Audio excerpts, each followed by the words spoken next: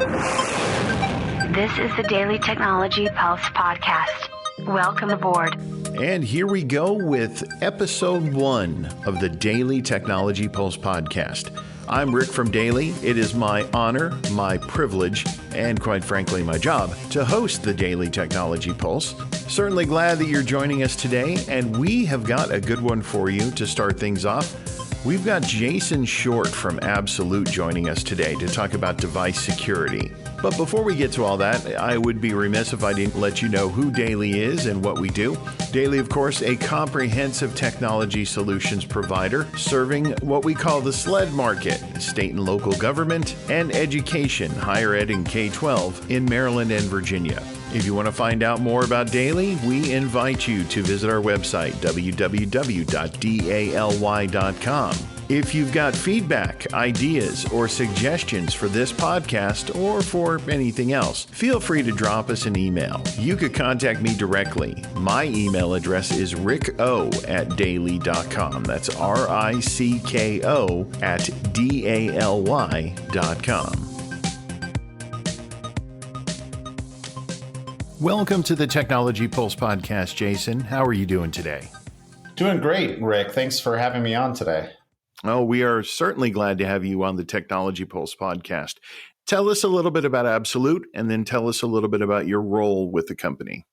Yeah, Absolute has been around for nearly 25 or so years, but really for the last almost 18, we've been a component of the firmware of almost every PC that shipped around the world. And originally that was used primarily by education to track and trace and recover devices. When different departments went out and put together one-to-one programs and raised a lot of money through a bond and handed out $1,200 devices to a bunch of 10-year-olds, they wanted to make sure that they could get those devices back at the end of the year. And Absolute was a critical part of both securing the devices and ensuring that year after year after year, there were sufficient devices available for students. And at Absolute, I'm part of the product management team. I'm VP of Product Management. I've been here for just about 6 years.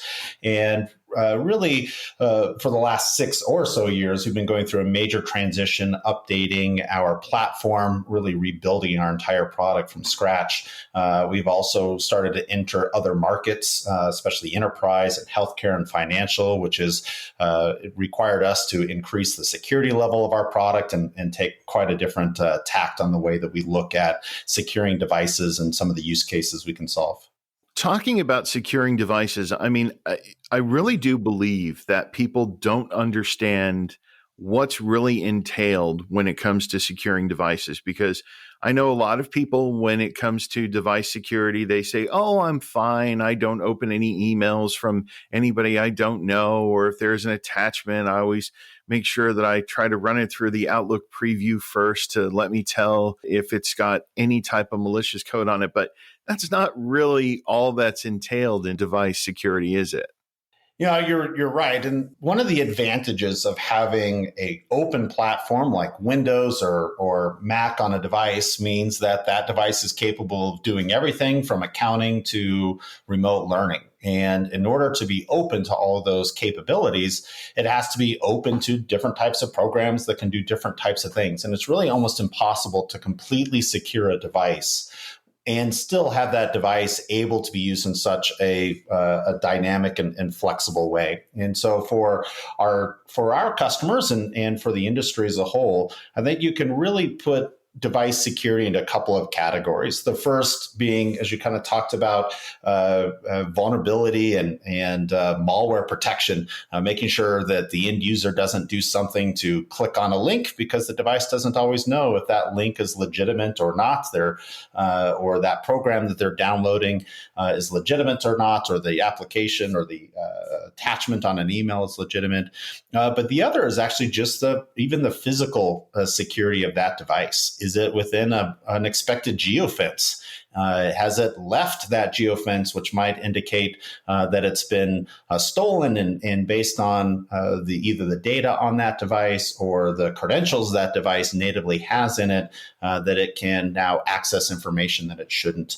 So there's a lot of things I think that play into both the security of the operating system and the data that's on it, but even the physical device itself is still equally important. Now, when you talk about geofencing, that's a really interesting concept because your office can be pretty much anywhere. Is there a way for the software to understand exceptions to the rule that it doesn't necessarily shut it down when it leaves the geofence, or is it just a matter of tracking? So maybe I'll explain a little bit how our geolocation works, and then I'll tell you an interesting story of a customer of ours, a school district in Texas, right at the beginning of the pandemic, who utilized that to actually make some exceptions to their policies. So generally, location for devices is, for the most part, on most devices, is determined by the OS saying, oh, here's my location. So when you pull up Google Maps on your device, it kind of knows relatively where you are when you're looking for the nearest Starbucks. And most of that's usually by IP resolution. However, anytime you're using a VPN or some sort of proxy, all of a sudden that device that is actually potentially in North Carolina may look like it's outside of Seattle because it's connected to a T-Mobile hotspot, which has happened in the past.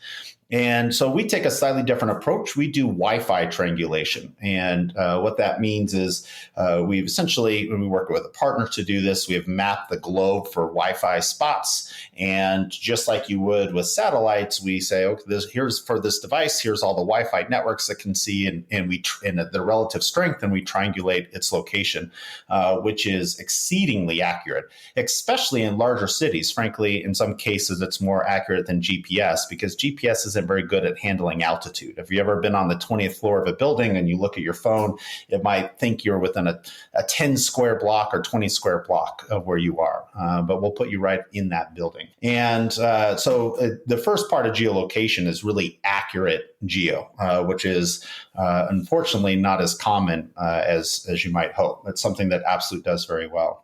And then the second part is fencing. And I mentioned there's a school district in Texas that was previously hit by malware. And so they cut off all connections into that were outside of the United States into their network. Well, when the pandemic started, there was a bunch of families that went to Mexico and they brought their school issued devices with them. And all of a sudden, those kids couldn't connect in. They couldn't get access to their online learning platforms. They couldn't participate in remote learning sessions. And the school, frankly, used our geo to identify the few areas they were in. They made some exceptions in their firewall and were able to allow those students that, in a couple of cases, were actually trapped south of the border because they couldn't come back across for almost 8 or 9 months because travel restrictions, to still continue to participate. But that was only done because they had a really accurate view of where that device was and could reasonably open up the correct port so those kids could access. So being able to really know where that device is to help you make the exception of whether or not this is a compromised device or it's really within a normal habit, because you can look at the history of a device and see its movement history. You brought up another interesting point when you're talking about Wi-Fi and you're talking about connecting to Wi-Fi, because a lot of people don't understand just how dangerous Wi-Fi can be. And you've heard the horror stories of people that are sitting in a coffee shop and they see the Wi-Fi hotspot that says free Wi-Fi. And they say, oh, well, great, I can get free Wi-Fi. And they're just opening themselves up to all kinds of dangers. I mean, how much have you seen that type of situation? Quite a bit. The people may have heard the term pineapples. It doesn't even have to be a free Wi-Fi or advertises free Wi-Fi. You could be sitting in a Starbucks and somebody could create a network called Starbucks, and with a slightly stronger antenna, and your device will connect to that pineapple in someone's backpack over connecting to the legitimate Starbucks Wi-Fi because it looks like a stronger signal. And so it really is a dangerous situation in any public forum. And in most cases, those pineapples are trying to do a couple things. They're trying to determine credentials. They're trying to act as a man in the middle. And having a strong always on VPN is frankly critical. For corporate devices, forcing an always on VPN is one of the most important things you can do for remote users. Even end users are coming into the office every day, but happen to bring their laptop with them home on the weekend, or just happen to go out to lunch at some restaurant. So I think it is really critical to have an always-on VPN. And there's a lot of companies out there that support that. Absolute acquired somebody a year ago, and we've added secure access to our overall portfolio that does the same thing. It's a certificate-based, always-on VPN. And regardless of which one you choose, I think it's a critical part of a security posture. Now, you use the term always on, and I've seen that a lot with a lot of your materials, always on, always there. Can you explain that a little bit more? I mean, is it really always on? Is it really not able to be deleted? Yeah, great question. So I'll kind of talk about I think the big reason for always on. Whenever you are dependent on an end user starting an application, like starting VPN, you have to give them enough of a carrot that they turn on VPN every day. And hoping that you're going to be passing them patches over VPN is not enough of a carrot for somebody to always be on VPN. And so I think that's actually the first real challenge is making sure that you either, if it's not an always on tool, that you are providing enough incentive for the end user to take that action. The second part of always on really has to do with application health. And applications, like anything in the operating system, are subject to degradation. They might be compromised because of a conflict with another tool or a patch update. They might be interfered with intentionally by a malicious user, a malicious application. They might be unintentionally broken by the user of the device. But once that application is broken, and especially if it's kind of a client server type of tool for IT, there's no way to fix it. There's no watcher of the watchers. And Absolute, because of our position in the firmware and our really spending 15 years or so healing our own agent against somebody who has physical access to that device, somebody has complete admin access because they've reimaged it, we still had to maintain the health of our own agent, and we've extended that to cover critical security tools. Generally, those tools are kind of a big categories, UEM type tools, unified device management tools, VPN tools, endpoint protection tools, DLP tools, filters. We've really tried to extend that application monitoring, health and support, and automated remediation to cover the primary tools that IT and security departments use to secure devices, because always on is critical. As soon as that gets turned off, you're just basically unlocking the door to that machine. So what you're really offering is peace of mind to organizations, because like you said, you're taking it out of the hands of the end user, and you're really allowing the organization level to have that assurance that this is something that isn't going to be missed. It's not something that the end user is going to forget to turn on or is going to turn off accidentally. All of us that work in security are in it because we get a lot of job satisfaction out of fighting legitimate bad guys. And the entire industry, and I have respect for every developer, product manager, systems engineer at every single IT and security company out there, whether they're a competitor to us or not. We are all really fighting for keeping our customers' devices safe. And I have complete respect for all of them for that purpose. But we all have to find our components within that larger ecosystem. And to have a strong defense, you really have to have a layered set of security. And that's something that people have preached for as long as I've been in security, which is well over 15 years now, that you have to have a layered security approach. And Absolute tries to fit a couple of very specific niches. Number one, as you said, we want to provide peace of mind. When companies make big investments in tools, we're there to make sure those tools are functioning and healthy. Before Absolute, I worked at an AV vendor, and we used to spend tens of millions of dollars every year trying to eke out that'll just 0.1% better effectiveness on some head-to-head competition of who can detect the most signatures. Meanwhile, in any environment, 12 to 18% of devices have a broken AV on them. And so we, as Absolute, are going after the bigger problem, which is making sure that the investments people are making in those tools are really providing that protection. And then lastly is frankly just a safety net. If you have a position in the firmware that can allow you to rebuild kind of from that place of trust, to rebuild your own client, reestablish communication, provide really an unbreakable tether to that device, then what you do have is a safety net. So no matter what happens, you can overcome and deal with it. Could be ransomware. It could be just a broken set of clients. It could be a stolen device. You just need that safety net of an unbreakable tether to that device to handle the situation. Device security is just, there are so many different aspects to it. And it really seems like Absolute has bolstered your offering so that you're really touching on all of those points. It's really been a big push for us as a company to say, we have this really unique position in the firmware.